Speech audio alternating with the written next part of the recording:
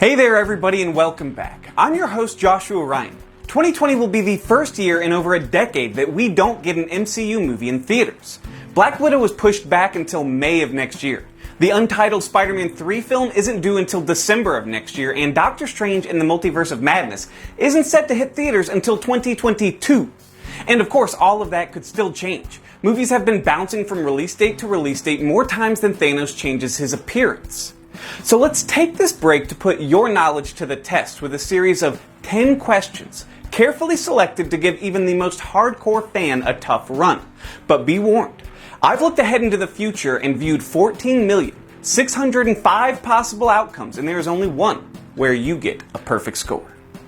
So let's get started. Question 1. Which of these frequent Disney collaborators helped launch the MCU by directing Iron Man in 2008?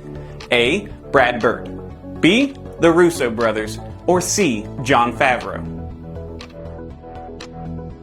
Time's up! The answer is of course Jon Favreau. At the time he seemed like an odd choice for such a huge project, but the director of Elf proved he could handle a major blockbuster. He's gone on to continue working with Disney, directing their remakes of The Jungle Book and The Lion King, and helping to create The Mandalorian for Disney+.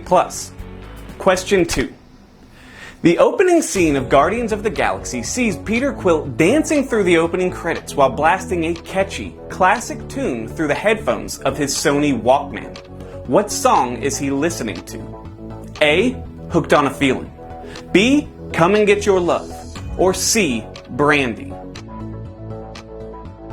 Unplug your headphones and turn it up to 11 because the answer is Come and Get Your Love. It's a great opening and perfectly sets the tone that James Gunn intended for the series. It's fun and light, and he would continue to utilize music in an important way throughout the film and its sequel. Question 3. Okay, so those were a little easy, but we're just getting started. Here's one that may not be as well known. Which of these MCU villain actors nearly played Spider-Man in the early 2000s? A. Jake Gyllenhaal, B. Jude Law, or C. Tom Hiddleston? Is your Spidey sense giving you any clues with this one? The answer is Jake Gyllenhaal. Spider-Man actor Tobey Maguire injured his back while filming Seabiscuit, and it was believed he wouldn't be able to return for Spider-Man 2. At that time, it was a young Jake Gyllenhaal who was being looked at to replace him. Luckily, Tobey healed up in time to don the spandex suit in the sequel, and Gyllenhaal eventually got his chance to be in a Spider-Man film as Mysterio in Far From Home. Question 4. MCU films are popular all over the world. Sometimes, however, they're changed up a little bit in other countries. One example of this is the title of Thor Ragnarok, which was changed pretty significantly for its Japanese release. What was the title changed to in Japan? A. Mighty Thor Battle Royale, B. Thor and Hulk Friend and Foe, or C. Thor God of Lightning? This is a tough one unless, of course, you watched the movie in Japan, but the answer is A. Mighty Thor Battle Royale. It's a fitting title, I think, considering the battle arena that pits Hulk against Thor. Question 5. In Avengers Infinity War, when Tony Stark comes face to face with the villain Ebony Maw, he hilariously refers to him as what fictional cartoon character?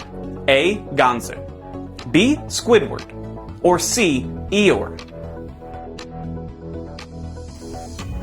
It was one of the funniest lines in the movie, and of course the answer is B. Squidward. Tony is known for his insults, quips, and one-liners, but the line, "Get lost, Squidward," directed at such a menacing bad guy and delivered with Robert Downey Jr.'s typical sarcasm, is extremely memorable and a fan-favorite moment.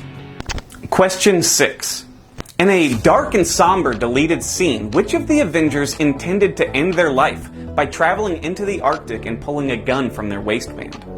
A. Steve Rogers, B. Tony Stark, or C. Bruce Banner? This is pretty heavy stuff, but the answer is C. Bruce Banner. In a deleted scene from The Incredible Hulk, Banner travels deep into the snowy mountains. Emotionally distraught, he is a broken man. But after pulling the gun from his waistband, he transforms into the Hulk and crushes the firearm. In The Avengers, Banner references his suicide attempt, saying, "I put a bullet in my mouth, and the other guy spit it out."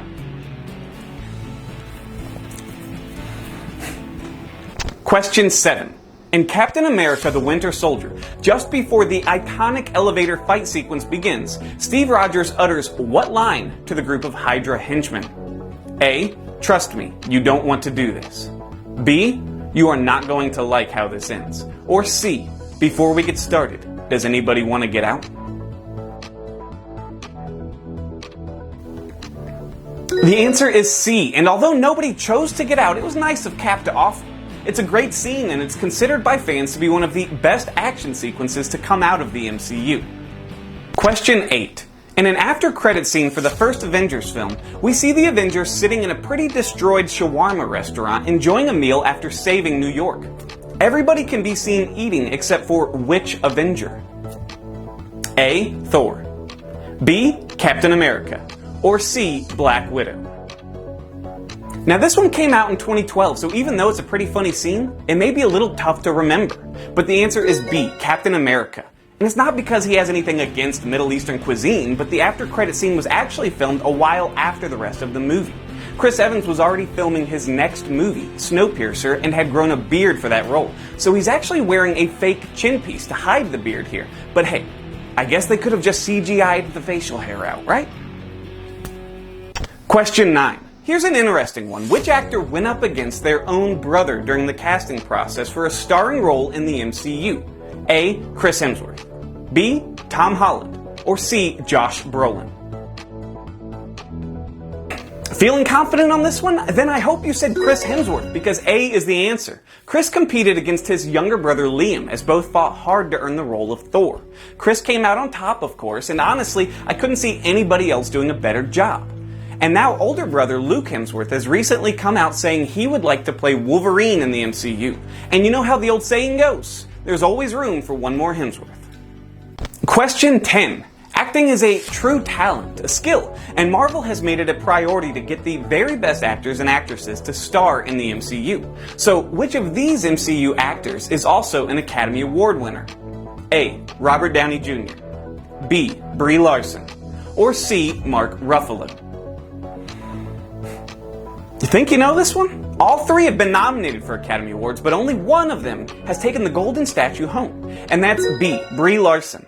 Mark Ruffalo has been nominated 3 times, Robert Downey Jr. nominated twice, but Brie Larson won for her leading role in the movie Room. And she's not the only Oscar winner in the MCU. There are plenty, like Forrest Whitaker, Marissa Tomei, Natalie Portman, and more. So, how did you do? Did we stump you with any, or are you just too well versed in the Marvel Cinematic Universe? Did we burst your bubble with the snap of our gauntlet? Or did you find the one possible outcome to come out unscathed? I hope that you had fun, and I hope you even learned a thing or two. And don't forget to like and follow us on Facebook for more updates on all things entertainment. I'm Joshua Ryan. I'll see you next time.